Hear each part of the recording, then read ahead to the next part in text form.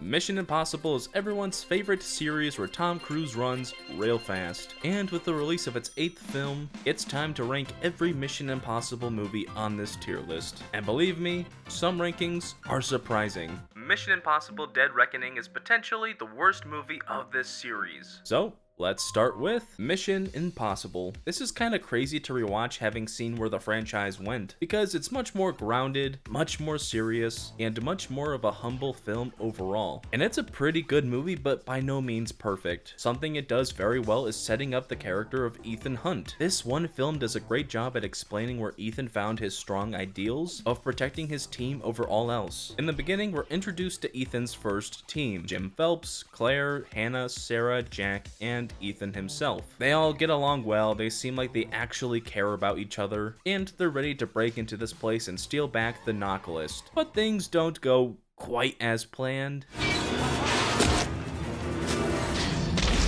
Man, I can't believe they already killed Emilio Estevez. Don't worry, we won't forget about you. And while the crap is hitting the fan, Ethan is still trying to finish the mission and not calling it off like Jim tells him to. And because he didn't call off the mission, everyone died, and now Ethan is shouldering that guilt. This one plot point defines Ethan's entire character going forward, because he now puts the life and safety of his team over anything else. He never wants to be the lone survivor again. He feels like the weight of the world is on his shoulders. But let's talk about the story for a little bit. The story of the first film is really simple. Ethan is framed as an IMF mole, and so Kittredge, who's his direct superior, is hunting him down. So in order to clear his name, Ethan has to find the person who was gonna buy the knock list and find out who was the true IMF mole. And all the twists and turns are serviceable enough. As soon as we find out that Jon Voight actually survived, it's pretty clear that he was the mole and the villain of the movie. And the overall story is paced very well. It doesn't rush, it doesn't drag. It's just a perfectly fine action story. But I will say,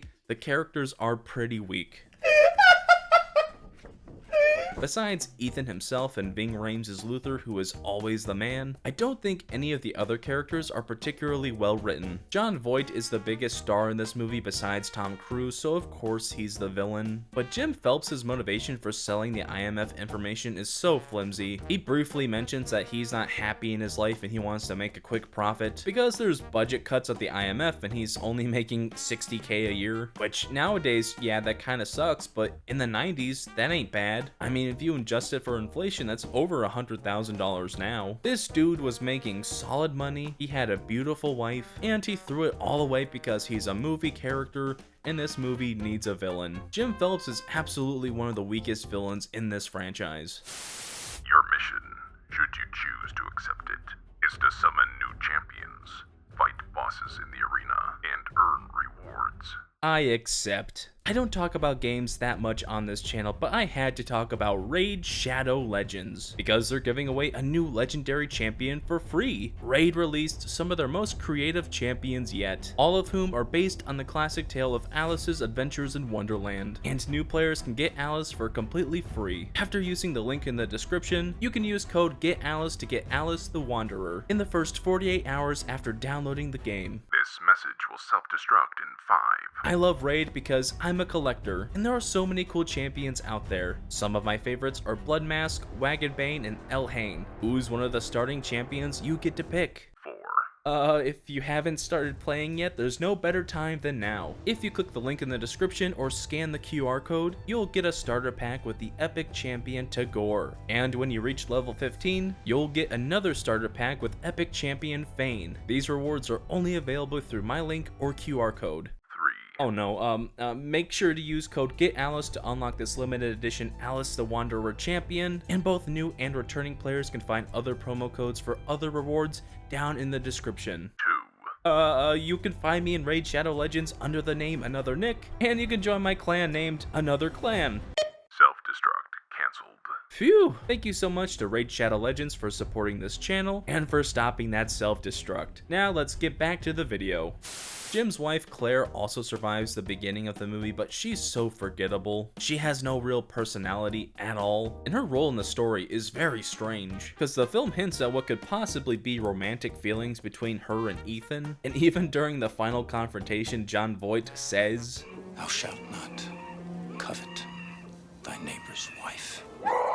which is super strange because the characters don't spend hardly any time together, at least not on screen. It just comes out of nowhere. The other character is Krieger. He was introduced alongside Luther. They were both disavowed agents that Ethan recruits, and he's a very typical rude, mean agent guy who constantly tries to kill people with his knife. And big shocker, he's also a villain and works for Jim. Why do birds?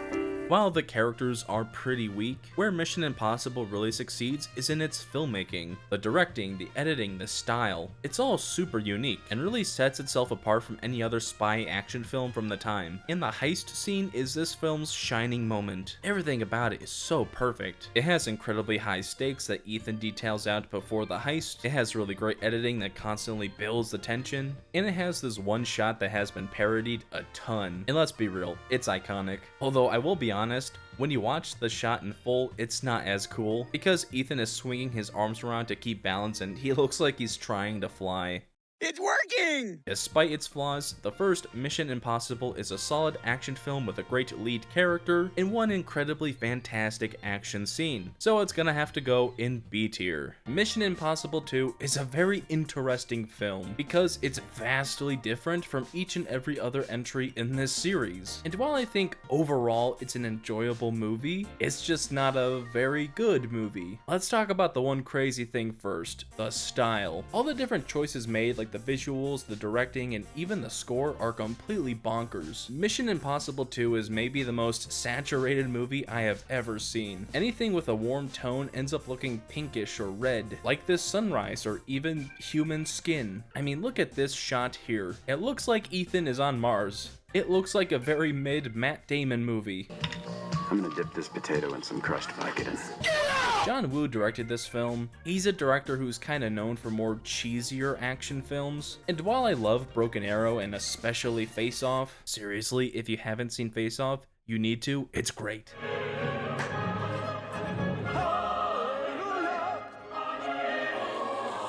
All the action sequences in Mission Impossible 2 range from bad to downright hilarious. When they're not choppily edited, they're littered with slow-mo. There is so much slow motion in this film. Not as much as in a Zack Snyder movie, but the slow motion here is just funny. Seriously, there are some moments you have to see to believe.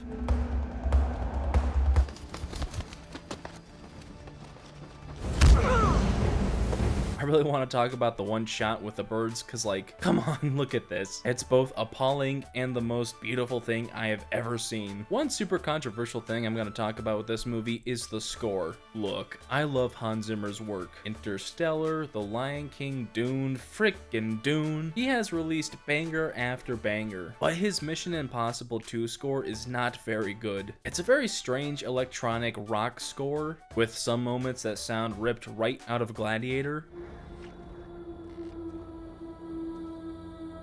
It just doesn't fit in a Mission Impossible film at all. The characters are a real mixed bag. Ethan Hunt is still Ethan Hunt. He cares very deeply about his team, and he goes above and beyond to save them and to save the world from the Chimera virus. Luther is back and he is once again awesome, but similar to the first film, none of these new characters are as good as these two. The main villain is this guy named Ambrose. He's a rogue IMF agent who plans on selling the Chimera virus to Mad Eye Moody for millions, and while his motivations are just as boring as Jim's from the first film, I think Ambrose is a better villain because he has personality.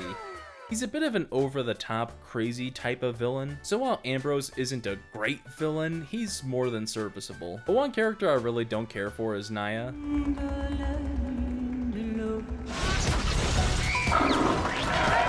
In the beginning, she's a very boring thief character who very quickly turns into a stereotypical damsel in distress. Naya is just not very memorable at all. I like that the story has higher stakes to the original. There's for sure a lot more urgency and tension on display. Instead of just Ethan and other IMF agents being in danger, it's now the whole world. But there are little things about the story that I really don't love. This movie overuses the mask gimmick. It feels like every 10 seconds, someone is pulling off a mask for some big reveal, and it just got tired after a while. I was honestly expecting someone to accidentally rip off their own face. Because I'm the funny one. Not on this show, you're not. Or am I?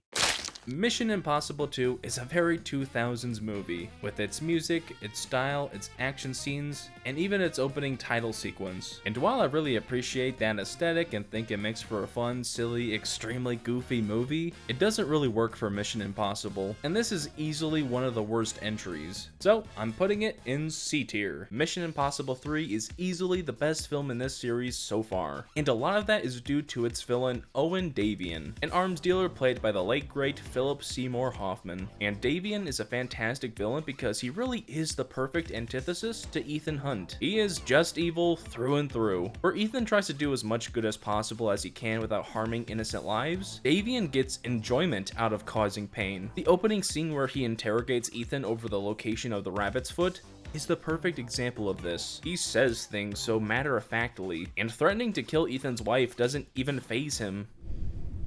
The rabbit's foot, where is it?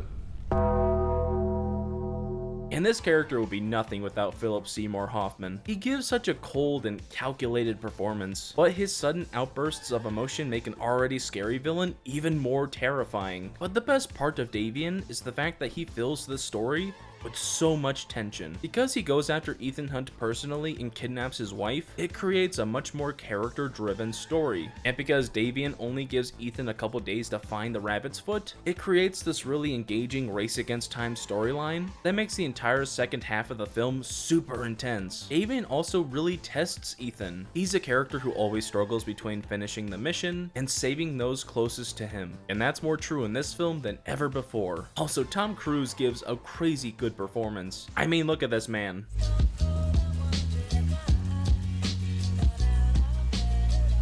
But even outside of Davian, the story still has many twist reveals to keep things interesting. Like the fact that for most of the film we think Lawrence Fishburne's character Brassel is secretly working with Davian, and Musgrave is just a real swell guy, but then it's revealed that Musgrave is actually a bad guy.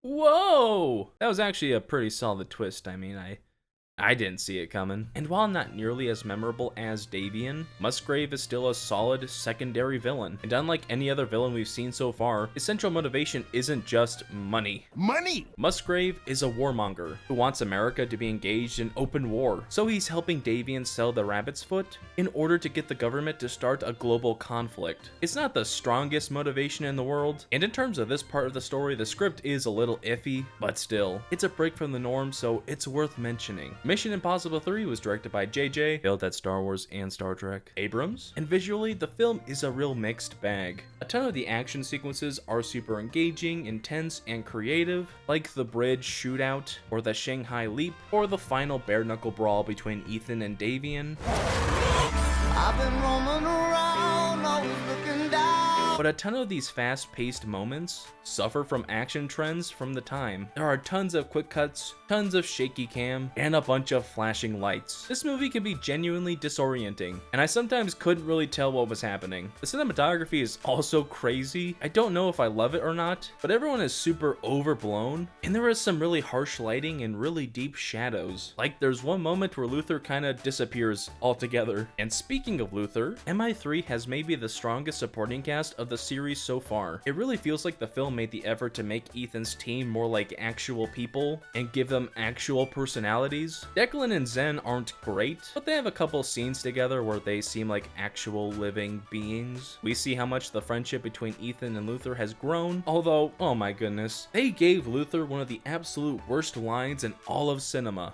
And you never slept with your little sister, right?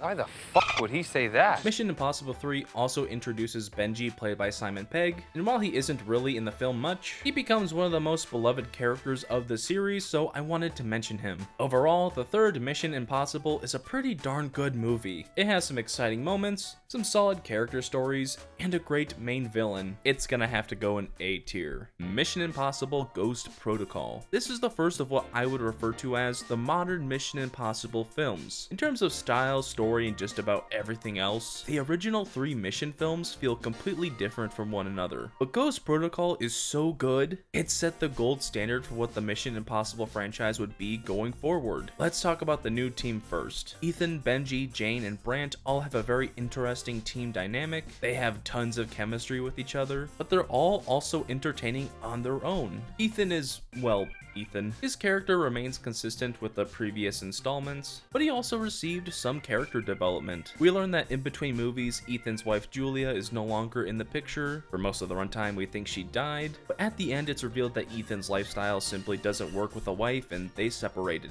Benji is an all-time Mission Impossible character and he really shines here. Simon Pegg is of course a fantastic comedic actor. The Cornetto trilogy are some of the best comedy films of the past couple decades, and he's brilliant here just like he is in those. Hold it there.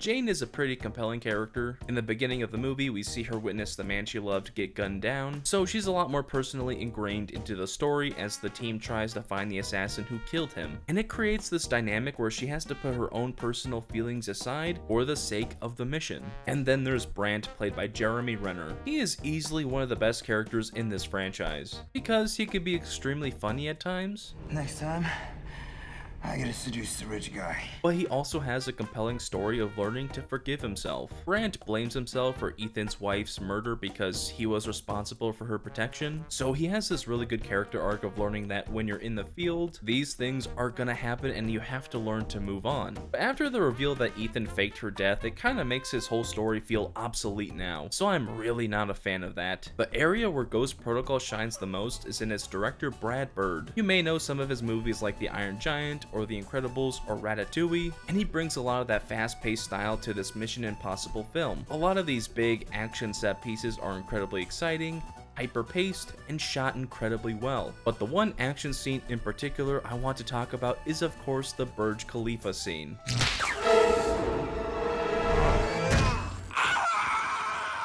This is a perfect sequence. The writing, the shot composition, the performances, they're all stellar. But the thing that really makes it special is how it keeps upping the stakes and growing the excitement. Ethan has to get to the server room before the villains show up, so there's already a race against time aspect, but the only way to get up there is by climbing the building with these sticky gloves. But then the sticky gloves stop working, so he has to tie this cable to himself to climb back down, but the cable's too short. So because there's literally no options left, Ethan has to make this big jump and just barely manages not to die. The scene keeps building and building upon itself until that big finish where Ethan nearly friggin' dies. It's an incredibly memorable stunt scene, and maybe even the best of the entire franchise. The weakest part of Ghost Protocol has to be its villains. Hendrix is the main big bad of the film and he's so mid. I think as an active threat he really works. He's planning on destroying the entire planet with nukes, so he does create some high stakes. His motivations are very similar to Ultron, where he thinks the only way to save the world is to destroy everyone and start all over again. But as a character, we never truly learn why Hendrix has this ideology. He is just completely forgettable. Despite its slight character flaws, Mission Impossible Ghost Protocol is one of the best films in this series. It has impeccable direction, an amazing score, and it ushered in a new era of Mission Impossible. It has to go in A tier. Mission Impossible Rogue Nation is, dare I say, the best film in this franchise so far. Almost right away, Rogue Nation presents a very unique story. As Ethan is getting his next mission, it's been hijacked by the Syndicate, and Ethan is captured by the Syndicate's leader, Solomon Lane. And the whole rest of the film is Ethan and his team uncovering the secrets behind the Syndicate, how they came to be, who their leader was, so on and so forth. And as a mystery, it works really well, because there's a ton of twists and turns, like the British government being responsible for the creation of the Syndicate, or what is inside the file that the Syndicate wants, which is billions of dollars to use for their goals. And the story expertly ties together all these different plot elements into one cohesive story, like Ethan being hunted by the CIA after the IMF is dissolved, or Ilsa's plotline of being a deep undercover agent, or of course the main plotline with the Syndicate. These different story elements are kind of all over the place in the beginning, but as the film progresses, each of them become more and more connected and lead to a really satisfying conclusion. Also, the new characters introduced in Rogue Nation add a lot. Solomon Lane is a pretty scary antagonist. Right away, he proves himself to be an extremely threatening man who seemingly bests Ethan at every turn. And he gives Ethan a very compelling story because Ethan is constantly tested. The whole world, including Benji and Elsa, are put in danger, and Ethan has to somehow save them without compromising the mission. So he has to get super creative to try and save everyone. Also, Sean Harris gives a very creepy performance and certainly makes Lane a more memorable villain. Ilsa is maybe my favorite character of this franchise besides Ethan himself. In the first appearance of hers, she's instantly compelling, because as the story unfolds, we learn more and more about her and the inner conflict she goes through. She's in deep undercover with the Syndicate, constantly helping out Ethan whenever he gets himself in trouble, and as we learn in the scene between her and her MI6 handler, the reason she didn't kill Ethan is because she's kinda just like him. She doesn't want to kill innocent people for the sake of her mission. So there's this really compelling conflict with Elsa, where she doesn't want to be in deep undercover anymore, but her handler will deny her existence if she doesn't prove to Solomon Lane that she's a committed member, and she can't prove that she's a committed member without killing Ethan. She's put in a really tough bind, and she has this fascinating character arc of staying true to her morals, joining forces with Ethan, and getting out of that bind. Also, Rebecca Ferguson is one of my favorite actresses working today. She is just phenomenal, and there are so many memorable moments of her in this movie, especially the opera scene. I think about this every day. I think about this all night long. I stay awake, not sleeping, because I'm thinking about this. While this movie is mostly an Ethan and Elsa vehicle, Benji, Brandt, and Luther do have stuff to do. Benji is working close with Ethan, while Brandt and Luther have this side plot of trying to find Ethan before the CIA does, and these two have some hilarious moments together. Mission Impossible Rogue Nation is the first film in the series directed by Christopher McQuarrie, who would go on to direct the next 3 films as well. And while his directorial style is very simple and not really in your face, it understands what it is people want from these movies, and that's action, baby.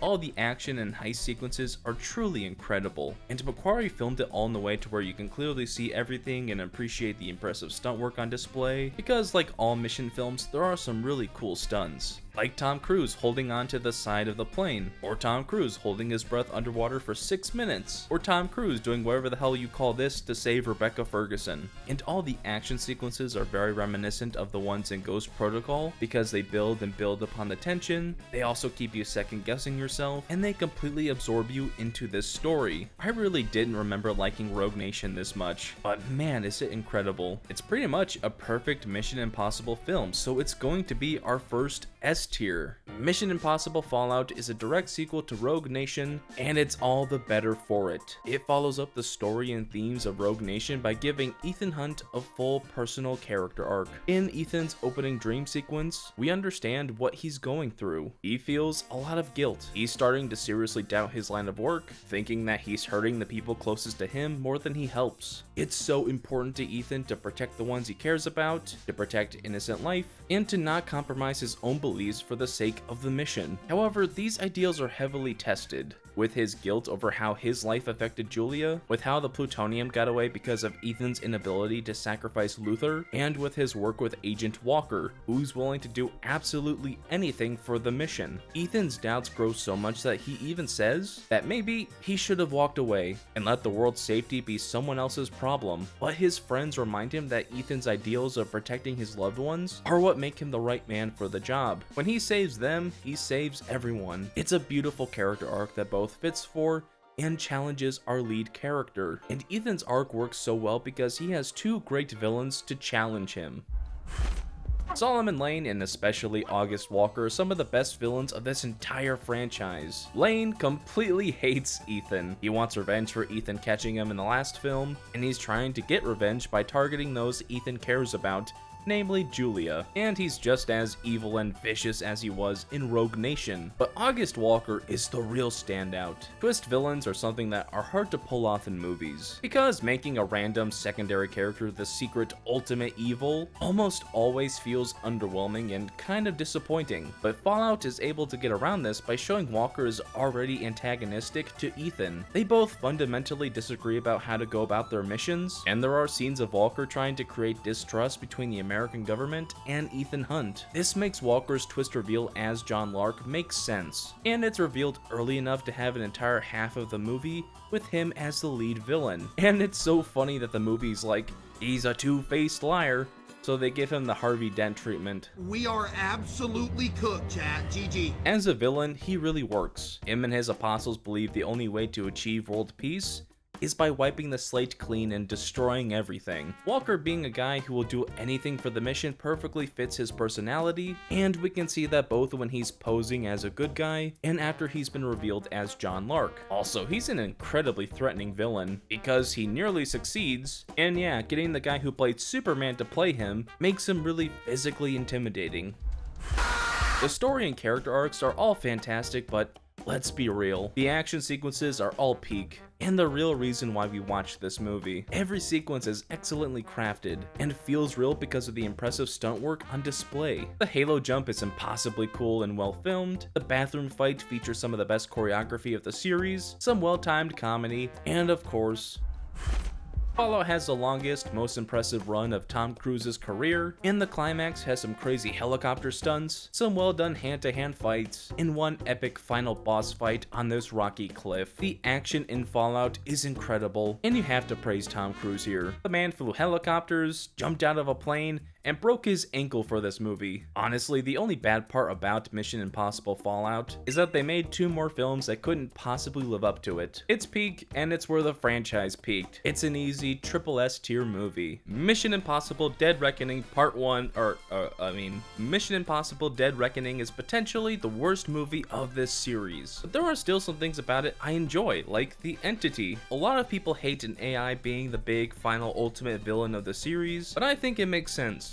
AI is getting much more advanced in the real world, and Ethan has so far outsmarted every single human antagonist he's gone up against. So fighting a robot that's built to outwit and outmaneuver him is a good direction for the series to go.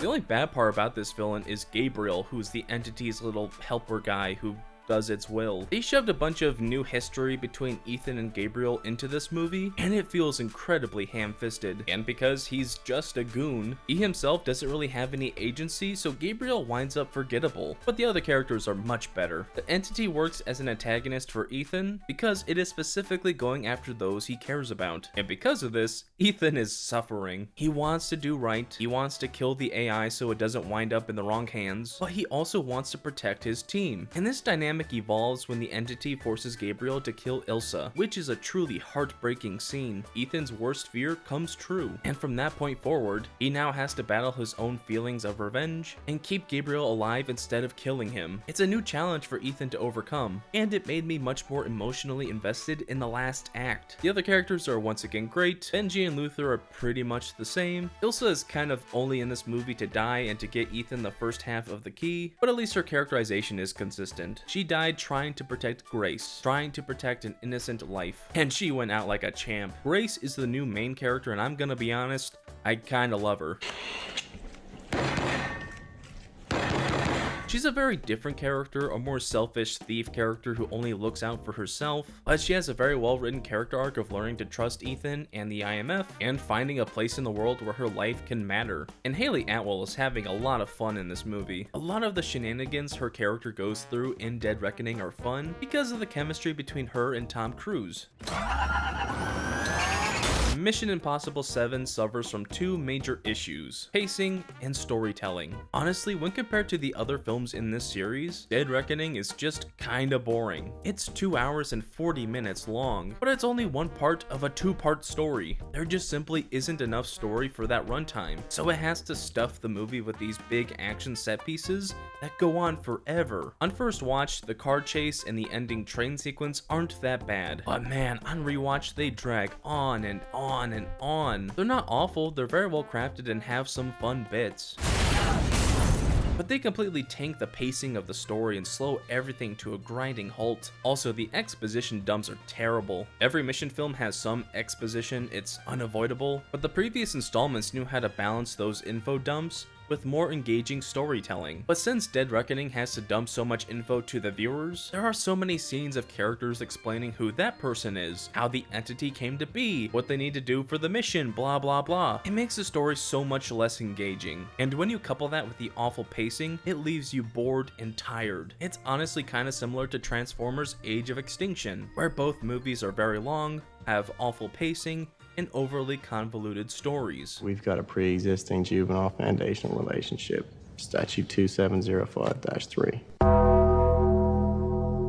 least the action scenes do save it a bit. Mission Impossible is all about the stunts, and there are some impressive ones here, namely Tom Cruise's motorcycle cliff jump. That goes hard. So while I think Mission Impossible Dead Reckoning is one of the worst films in this series, I still don't think it's a bad movie. I do think it's better than Mission Impossible 2, so I'm gonna have to put it in B tier. But before we trust Tom Cruise one last time, I just want to say, if you're enjoying this video, why not hit that subscribe button? I post videos like this one every single month, and once we reach 100,000 subscribers, I'm gonna post a ranking of every Star Wars movie and show. All the good ones and all the bad ones.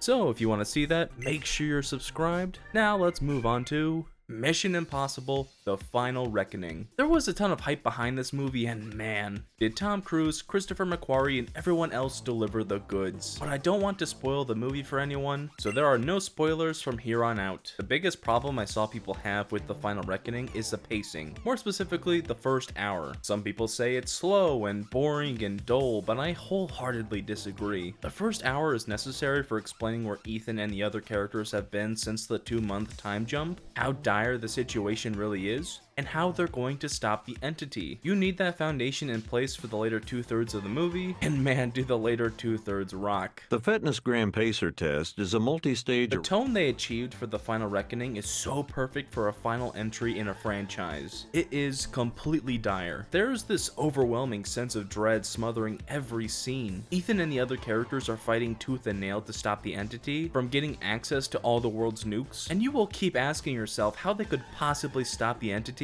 or save the day or even survive. Watching The Final Reckoning feels like you're watching the end of the world. Gabriel is a lot less of a mid character this time. Hip hip! He has a lot more agency in this film, and he feels more like a personal villain to Ethan, but still, he's pretty overshadowed by the entity, which I would consider to be one of the best villains in the series. I absolutely adore the team Ethan assembled for this final mission. Benji and Luther are of course shoo-ins. It's great to have them for one last ride. Grace is still consistent with her character arc in the previous film. She has so much trust in Ethan, even when it doesn't make sense to trust him, and both Paris and Degas are cool antagonist turned team member type characters. And then there's Ethan himself. Taking down the entity is the biggest challenge of Ethan's life, and we the audience have to trust him one last time as he goes on this journey to do so. And we are completely on board with him. We feel the things that he feels, we experience all the heartache and all the pain he goes through. Ethan Hunt is one of the most compelling characters in all of cinema, and that's more true here than ever before. What else is true is that he has some great hair. So let's rank every hairstyle Ethan Hunt had. Last place is Mission Impossible 1. It's really short and looks kind of weird. Next is The Final Reckoning. Most of the time it looks fine. I like the longer look, but it looks really funny during the plane sequences. Next is Dead Reckoning. It's a really clean look, but also kind of boring. Rogue Nation is next. I like the messier, longer look, but it's not that memorable. I really like the hair in Ghost Protocol, but his best look in that film is with the hood on, so you can't even see it. Mission Impossible 3 and Fallout have practically the same exact haircut. It's Ethan's best clean look, and the bangs do a lot of the heavy lifting. But let's be honest, Mission Impossible 2 is winning this. His hair is simply glorious. Oh, this is very nice. We gotta get this framed. The Final Reckoning has some really memorable and exciting action sequences. We all know about the plane stuff that's in all the trailers. That's great. But I also love everything that happens in the submarine. That entire sequence is breathtaking, intense, and downright anxiety-inducing. I don't think the action here is quite on the same level as Fallout, but man, does it come close. I am under the water. Please help me. This is the final Mission Impossible film, or at least that's what they say. And the movie itself knows it's the finale of a huge series. So there are a ton of flashbacks and callbacks to the previous films that will be hit or miss with people. But honestly, I was on board. This was the last great action franchise. It deserved its victory lap. Ranking the Mission Impossible films seems like a redundant task because they're all good. Every ranking of this series is completely valid because every film is on a level of quality that far exceeds most action films from the past 30 years. I'm really gonna miss Mission Impossible, and I'm kinda scared to enter a world where it won't be around anymore. So Mission Impossible: The Final Reckoning is going in S tier. And that's the Mission Impossible ranking. I hope you enjoyed this video. Feel free to leave your own ranking down in the comments, and make sure you check out Raid Shadow Legends. Huge thanks to them for supporting the video and giving away that sweet Alice the Wanderer champion to all new players for free. I will be back with new videos in June, so until then, bye.